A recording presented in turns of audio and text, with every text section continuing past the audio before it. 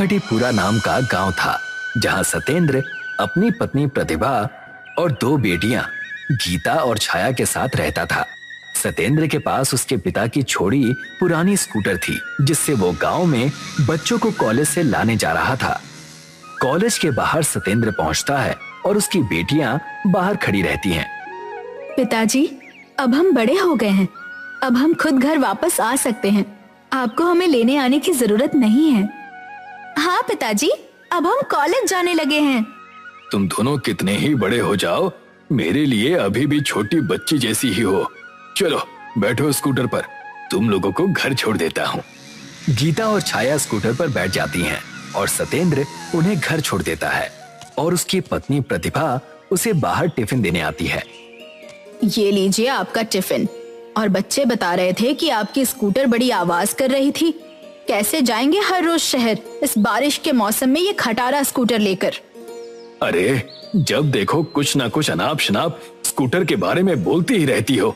ये स्कूटर पिताजी की देन है, ये मुझे शहर ले भी जाएगी और लेकर भी आएगी। चलो मैं निकलता हूँ। सतेंद्र शहर की तरफ निकल जाता है। फिर थोड़ी ही देर में आती है ना रुकने वाली बारिश। शहर के रास्तों पर पानी जमा होने लगता है। लोगों की गाड़ियां रास्ते में ही खराब होने लगती हैं। कई दिनों तक सतेंद्र घर नहीं लौटते हैं। 3 दिन बाद जब सतेंद्र घर पर लौटता है। कहाँ थे 3 दिन से आप? और आपकी स्कूटर कहाँ पर है? पता भी है बच्चे और मैं कितने परेशान हो गए थे। अब क्या बताऊं भाग्यवान, बारिश के कारण पूरे शहर के रास्ते पानी से भर गए थे, जिस कारण मैं रास्ते में ही फंस गया था और मेरी स्कूटर भी खराब हो गई। तेज बारिश के चलते ट्रेनों को भी रद्द कर दिया गया। मेरी स्कूटर पूरे तरीके से खराब हो गई, जिस कारण मैंने उसे शहर में ही कोने पर छोड़ दिया। कोई बात नहीं जी, ये सब तो होता ही रहता है।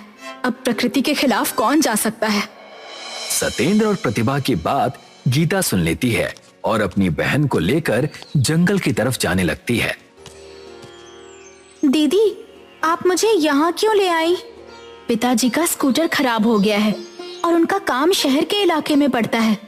बारिश के कारण शहर के रास्ते और ट्रेन दोनों ही बंद हो गए हैं। हमें पिताजी के लिए नया स्कूटर लेना होगा, मगर हम वो स्कूटर लेंगे कैसे?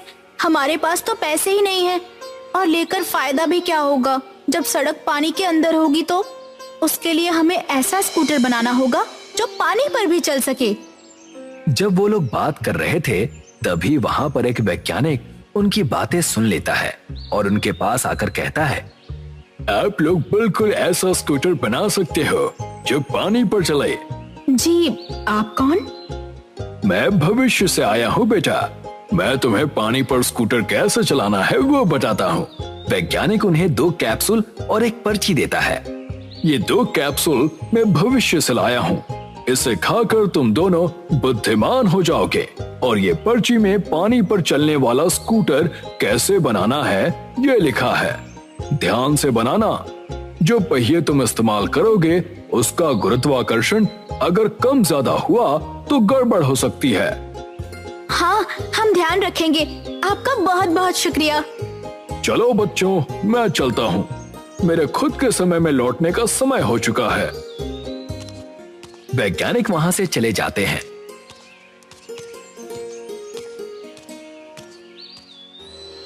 गीता और छाया दोनों ही कैप्सूल खा लेते हैं, जिससे वो बड़े ही बुद्धिमान हो जाते हैं।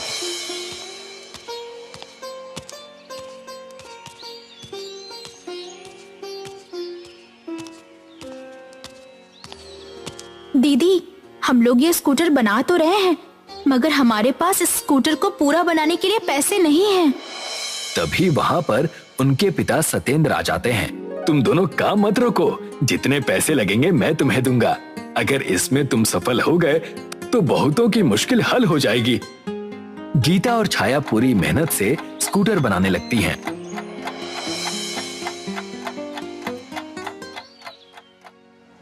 कुछ ही हफ्तों बाद वो लोग स्कूटर बना लेते हैं। वो लोग स्कूटर लेकर समुद्र के पास चले जाते हैं। सतेंद्र स्कूटर पर बैठता है। पिताजी, ध्यान से जाइएगा। सतेंद्र स्कूटर शुरू करते हैं और धीरे धीरे जमीन से चलाकर समुद्र में ले जाते हैं।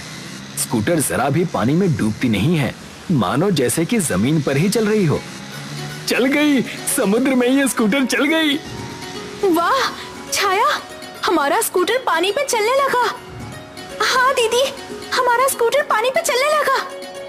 शहर में बारिश हो रही थी, रास्तों में अभी भी पानी भरा हुआ था और सतेंद्र अपनी स्कूटर पानी पर चलाकर ले जा रहा था। ये देखकर गांव के सभी लोग उस स्कूटर को खरीदना चाहते थे। गीता और छाया मिलकर लोगों के लिए स्कूटर बनाना शुरू कर देती हैं। देख रही हो छाया, कितने सारे लोग पानी पर चलने वाली स्कूटर खरीदना चाहते हैं। चलो जल्दी से बहुत सारे स्कूटर बनाते हैं। गीता और छाया स्कूटर बेचना शुरू कर देती हैं और सारे गांव और शहर में लोग उन्हीं से स्कूटर लेने लगते हैं।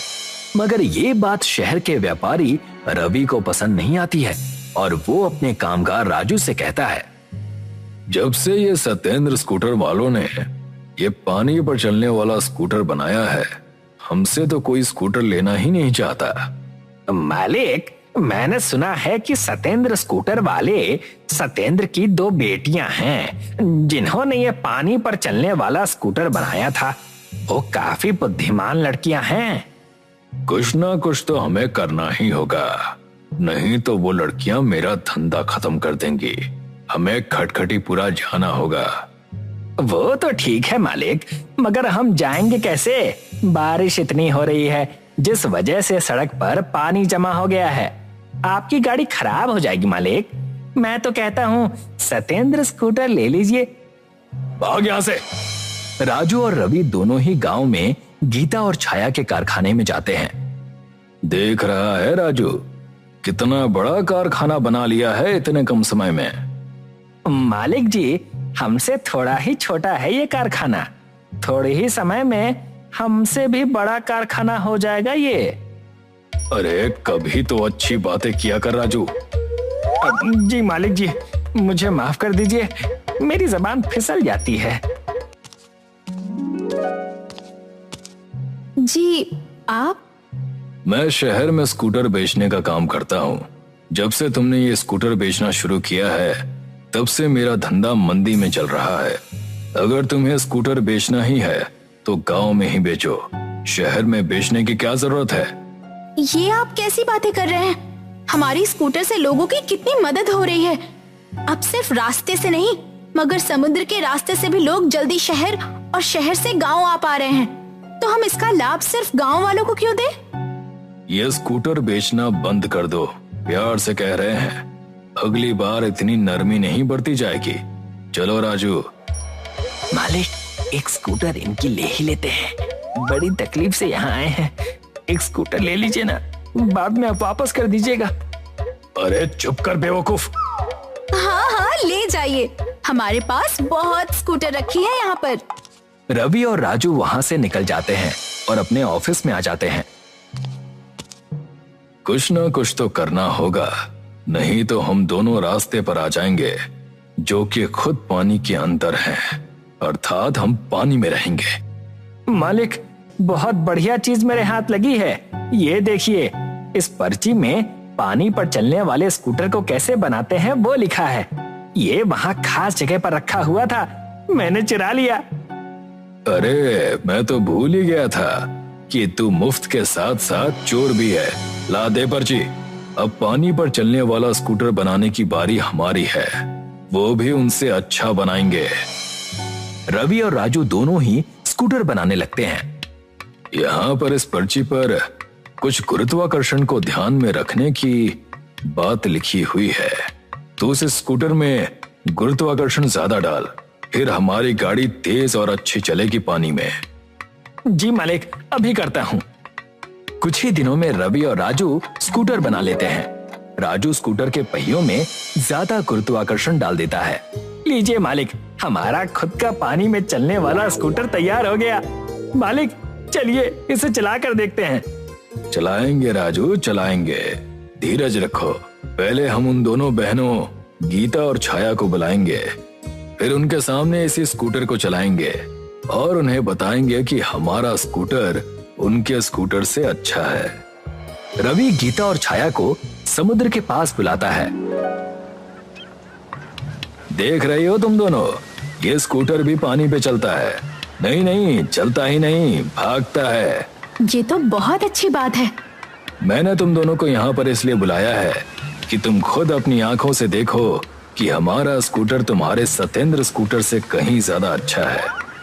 छाया ध्यान से रवि के स्कूटर को देखती है और कहती है, 1 मिनट, मुझे ऐसा लगता है कि आप दोनों ने स्कूटर का गुरुत्वाकर्षण संतुलन में नहीं रखा है। ये स्कूटर पानी में नहीं चलेगी।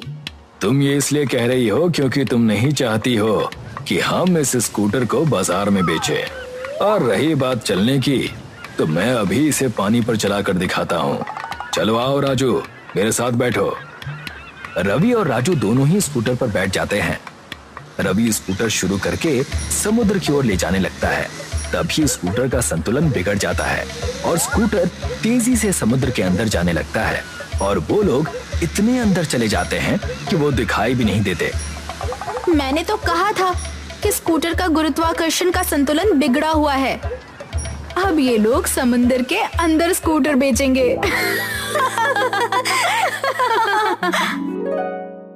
ये मंजीत है और ये पुष्पा। इन दोनों की सालों की इच्छा थी कि वो एक स्कूटर खरीदे। दूसरों के पति अपनी पत्नी को स्कूटर पे घुमाते हैं और एक मेरा पति है जो कब से न जाने स्कूटर लेने के सपने ही देख रहा है। ले लेंगे, एक बार बस मैं पैसा इकट्ठा कर लूं। पर इकट्ठा कैसे करूं? जब भी कुछ पैसे जमा करता हूं, तुम्हारी फरमाइश शुरू हो जाती है। मुझे ये साड़ी चाहिए, वो चाहिए। अब इसमें मैं भला स्कूटर कैसे बनाऊं? मंजीत को किसी भी हाल में स्कूटर खरीदनी थी और अब उसने ठान लिया था कि वो स्कूटर खरीद कर ही रहेगा। उसी दिन से मंजीत पैसे बचाकर गुल्लक में डालता गया। अब जल्दी मेरा स्कूटर आएगा। अब यही चीज वो रोज करने लगा।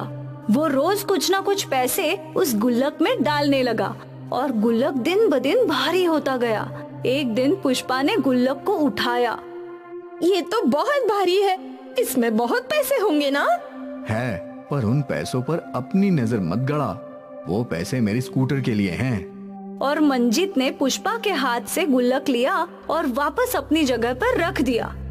अगले दिन मंजीत गैरेज पर गया स्कूटर का दाम पता करने। भाई, मुझे कोई अच्छी स्कूटर तो बताओ। ये देखिए, बस 1 साल पुरानी है। क्या दाम है इसका? 50,000। बाप रे, कोई सस्ती स्कूटर दिखाओ दोस्त। ये देखिए, 10 साल पुरानी, इसका दाम है 20,000। हाँ, 20,000। मैकेनिक ने मंजीत को ऊपर से नीचे देखा। अब इससे सस्ता स्कूटर कहाँ से दिखाऊं? इससे सस्ता चाहिए तो तुम्हें खुद ही बनाना होगा। मंजीत निराश होकर वहाँ से चला गया। पर मंजीत के दिमाग में मैकेनिक की वो बात रह गई, इससे सस्ता स्कूटर तो तुम्हें खुद ही बनाना होगा। मंजीत पेशे से एक मोटर रिपेयर करने वाला था। वो कई प्रकार के मोटर बनाने में उस्ताद था और अभी हाल ही में उसने मोटर और बैटरी पर चलने वाली इलेक्ट्रिक स्कूटर का वीडियो भी देखा था। उस दिन जो मैंने मोटर वाली स्कूटर देखी थी, वो तो बैटरी पे चलती है। पेट्रोल का खर्चा भी नहीं है। क्यों ना मैं वैसी ही स्कूटर बनाऊं? वैसे आइडिया तो बुरा नहीं है। मंजीत ने अपने मोबाइल पे इलेक्ट्रिक स्कूटर के कुछ वीडियोस देखे, जिससे उसे काफी चीजें समझ में आने लगी। ये ज्यादा मुश्किल तो नहीं लग रहा। टायर और मोटर के बीच में बेल्ट होता है जिससे गाड़ी चलती है। अब बस मुझे एक पुरानी स्कूटर का इंतजाम करना होगा। मंजीत तुरंत घर गया और उसने अपनी गुल्लक को तोड़ दिया। अरे, ये क्या कर रहे हो? अपना स्कूटर बना रहा हूँ। क्या? अब तू देखती जा। मंजीत ने सारे पैसे जमा किए। 10,000 रुपए हैं। इतने में सब कुछ हो जाना चाहिए बस। मंजीत एक स्क्रैप डीलर के पास गया। मुझे एक ऐसा स्कूटर चाहिए जिसकी बस बॉडी अच्छी हो। देख लो भाई, तुम्हें कौन सा पसंद आता है। उस स्क्रैप यार्ड में मंजीत का ध्यान एक लाल स्कूटर पर पड़ा। उस स्कूटर का कलर और बॉडी फर्स्ट क्लास थी। ये कितने का है? वो तो बिल्कुल बंद है, इंजन सड़ चुका है। मुझे चलेगी। आप दाम बताइए। 2,000 रुपए दे दो और ले जाओ। मंजीत ने खुशी खुशी उस डीलर को 2,000 रुपए दिए और उस भंगार स्कूटर को अपने दुकान में ले गया। फिर मंजीत गया एक स्पेयर शॉप में और वहाँ से उसने बड़ी मोटर, बैटरी और कुछ सामान खरीदा और अपनी दुकान पर आकर वो अपनी स्कूटर पर काम करने लगा। घंटे बीत गए, सुबह से शाम हो गई। यहाँ पुष्पा परेशान थी। अब तक तो इन्हें आ जाना चाहिए था, न जाने कहाँ रह गए। मंजित पर अलग ही धुन सवार थी। उसे किसी भी हालत में अपना इलेक्ट्रिक स्कूटर बनाना ही था। वो लगा रहा। जब देर रात हुई तो पुष्पा मंजित को ढूंढते हुए दुकान पर आई। रात के 11 बज रहे हैं। आपको समय का अंदाजा भी है क्या? मैं कितनी डर गई थी। अरे बाप रे, मुझे तो समय का पता भी नहीं चला। और ये किसका स्कूटर है? हमारा। दिखने में तो बहुत पुराना है। हाँ, पर तकनीक में बहुत नया। ये स्कूटर पेट्रोल पर नहीं बल्कि बिजली पर चलेगा, इलेक्ट्रॉनिक स्कूटर। सच में? हाँ, पर अब इसे बनाने में टाइम है। इसका एक बेल्ट नहीं मिल रहा। मिल जाएगा। अब आप घर पर चलिए, कल वापस स्कूटर पर काम कर लेना। ठीक है। मंजित ने सारा सामान समेटा और दुकान बंद कर दी। अगले सुबह मंजित बेल्ट के लिए एक दुकान से दूसरे दुकान भटकता रहा। कहीं भी उस स्कूटर का बेल्ट नहीं था। आखिर भटकते भटकते वो एक कबाड़ी की दुकान पर आया। आपके पास बड़ी मोटर का बेल्ट है क्या? लगभग 30 इंच का। इतना बड़ा बेल्ट तो वॉशिंग मशीन में ही लगता है बेटा। रुको, बताता हूँ। उस कबाड़ी ने मंजित को एक वॉशिंग मशीन का बेल्ट दिया, जो देखकर मंजित खुश हो गया। मंजित ने कबाड़ी को पैसे दे दिए और अपनी दुकान पर चला गया। अपनी दुकान पर लौटकर मंजित ने अपनी स्कूटर में वो बेल्ट लगा दिया और स्कूटर शुरू किया। उसकी स्कूटर काम कर रही थी। वो हैरान था। आखिर मैंने कर दिखाया। वाह, मेरा अपना स्कूटर। मंजित ने स्कूटर के सारे पार्ट्स फिक्स किए और उस पर बैठ गया। उसे यकीन ही नहीं हो रहा था कि उसका बनाया हुआ इलेक्ट्रिक स्कूटर चल रहा था। वो सीधा अपने घर गया और जोर जोर से हॉर्न बजाने लगा। पुष्पा बाहर आई और स्कूटर देखकर दंग रह गई। ये बन गया इतने जल्दी? हाँ, देखा अपने पति का कमाल। चल, इस खुशी में मैं तुझे स्कूटर पर तेरे मायके घुमा कर ले आता हूँ। पुष्पा खुशी खुशी स्कूटर पर बैठ गई। मंजित उसे मायके ले गया और वहाँ सब लोग मंजित का स्कूटर देखकर दंग थे। जीजा जी, स्कूटर तो ले लिया, पर पता है ना पेट्रोल कितना महंगा हो गया है। मुझे कोई चिंता नहीं है, क्योंकि मेरा स्कूटर पेट्रोल पर नहीं बल्कि बिजली पर चलता है। ये इलेक्ट्रॉनिक स्कूटर है, मैंने खुद बनाया है इसे। सच्ची? हाँ, वाह, कमाल है। जीजा जी, मुझे भी ऐसा इलेक्ट्रॉनिक स्कूटर चाहिए। कितना खर्चा आया होगा? मंजित ने हिसाब जोड़ा। मेरे तो 8,000 खर्च हुए हैं, पर इसे 15 बोल देता हूँ, थोड़ा मुनाफा मेरा भी हो जाएगा।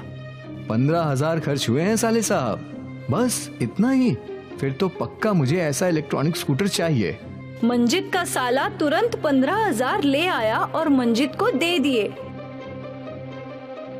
मंजित पैसे देखकर खुश हो गया। और फिर क्या था, मंजित की गाड़ी चल पड़ी। वो पुराने स्कूटर खरीदकर उनमें मोटर लगाकर उन्हें इलेक्ट्रिक स्कूटर बनाने लगा और कम दामों में बेचने लगा। ग्राहकों की मानो लाइन लग गई। मंजित का बिजनेस चल पड़ा। पेट्रोल के बढ़ते दामों के बीच में मंजित का देसी इलेक्ट्रिक स्कूटर हिट हो गया और मंजित का जीवन बदल गया। अब वो मंजित नहीं बल्कि मंजित सेठ बन चुका था, देसी इलेक्ट्रिक स्कूटर नाम की कंपनी का मालिक।